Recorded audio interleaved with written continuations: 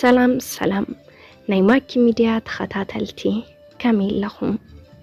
أنا دحانية እግዚአብሔር ይመስገን ንስኻትኩም እውን ኣብዘዝ ዘለኹም ሰላም ክትኾኑ ትምኒታዩ እሞ ናይ ማኪ ሚድያ ተኸታተልቲ ንሎሚ ሕፅር ዝበለትን ኣዝያ መሳጢትን መምሐሪትን እያ ዝበልክዋ ዛንታ ናባኹም ሂዜ ኣቀሪበ ኣለኹ ግና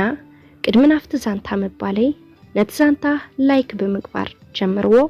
ናፍቲ ዛንታ ኸብለኩም ሰናይ ምክትታል ክልተ ጎረባብት እዮም እቲ ሓደ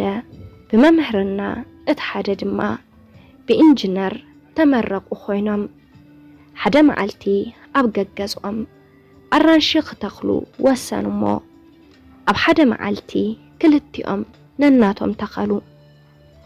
እቲ ብኢንጂነር ተመረቀ ነዛ ተኽሉ ብጣዕሚ ዝከናኸና ልክዕ ከም ሓደ ሰብ ሰለስተ ግዜ መዓልቲ ማይ የስትያ እቲ መምህር ግን ኣብ ሰሙን ሰለስተ እንተበዚሑ ድማ 4 ግዜ እዩ ዘስትያ ነይሩ ከዕለታት ሓደ መዓልቲ ብርቱዕ ማይ ይሃርም እሞ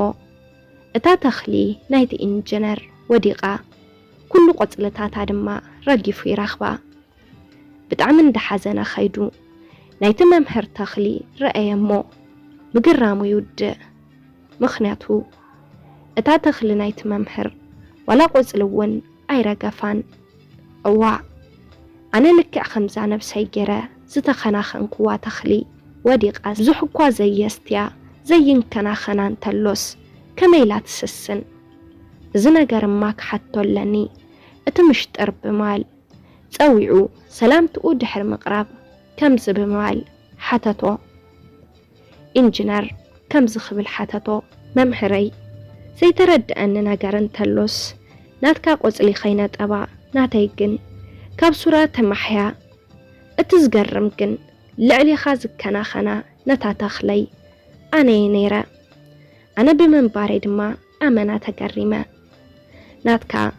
ሓንቲ ፍረ ቆጽሊ እውን ኣይረገፋን እንተ ናተይ ግን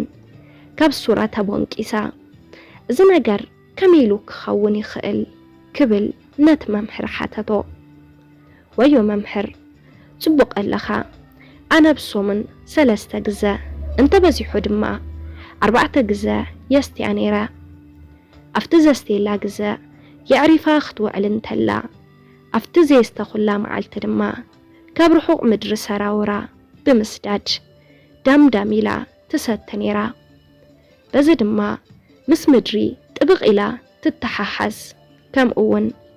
ባዕልኻ ማዕሪርካ ናይ ምስታይ ባሕሪ ተዘውትር ኣብ ግዜ ንፋስ ወይ ዝናብ ከዓ ብቐሊሉ ኣይትወድቕን ብኣንጻሩ ናትካ ግን ኩሉ ግዜን ሰዓትን ስለተስትያ ሰራውራ ኣብ ምድላይ ኣይተውዕሎን እያ ብኸምዚ ምኽንያት ድማ ምስ መሬት ኣይተኣሳሰረን ምስ መሬት ተዘይተኣሳሲራ ድማ ብቐሊሉ ክትሞሓቕ ትኽእል ማለተይ ብቐሊሉ ክትብጠስ ክትሞልቕ ካብ ምድሪ ድማ ክትፍንቀል ትኽእል ብማለ ረድኦ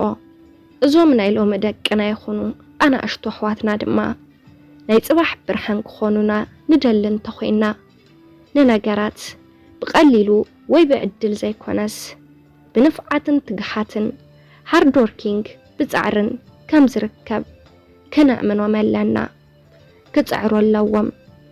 ሎሚ ወድኻ ወይ እውን ወድኺ ዕዮ ገዛ ተዋሂብዎ ንስኻ ትሰርሐሉ ኣብ ፈተና እንታይ ክገብር ይኽእል ንስኻ ክትሰርሐሉ ኣይትኽእልን ኢኻ ስለዚ ብትግሃቱ ክምልሶ ዕድል መሃብ ቁሩብ ጠቒማትኩም ክትኸውን ተስፋ ይገብር ርእቶኹም ዝተረድአኩም ኣብ ኮመንት ጽሓፉለይ ሰላም ሰላም ናይ ማኪ ሚድያ ተኸታተልቲ ንሎሚ ሒዘልኩም ቀሪበ ዝነበርኩ ነዚ መስል ነይሩ ካብዚ ዛንታ ተማሂርኩምሉን ኣመና ፈቲኹምዎን ክትኾኑ ትምኒታዩ እሞ ናይ ማኪ ሚድያ ተኸታተልቲ ነስ ቻናል ሓደሽቲ ንዝኾንኩም ሳብስክራይብ ብምግባር ነታ ናይ ደወል ምልክት ብምንካዕ ናይ ቻናልና ተኸታተልቲ ክትኾኑ ንላቦ ኣብስ ቻናል ሓሳብ ርእቶ እንተዳሃልኩም ኣብ ናይ ኮመንት መጽሐፍ ቦታ ሓሳብኩም ክትገድፉልና ትኽእልኹም ነስ ቻናል ነባራት ንዝነበርኩም ድማ ስለቲ ምትብባዕኹም ካብ ልብ እንዳመስገንኩ ሕዝውን ሓሳብ ርእቶኹም ኣይፈለየኒ ክብለኩም ይፈቱ በቀጻሊ ብኻሊ ዛንታ ብኻሊ መደብ ክሳብ ንራኸብ ላይክ ሼር ሳብስክራይብ ምግባር ኣይትረስዑ ሰሰናዩ ንኹላትና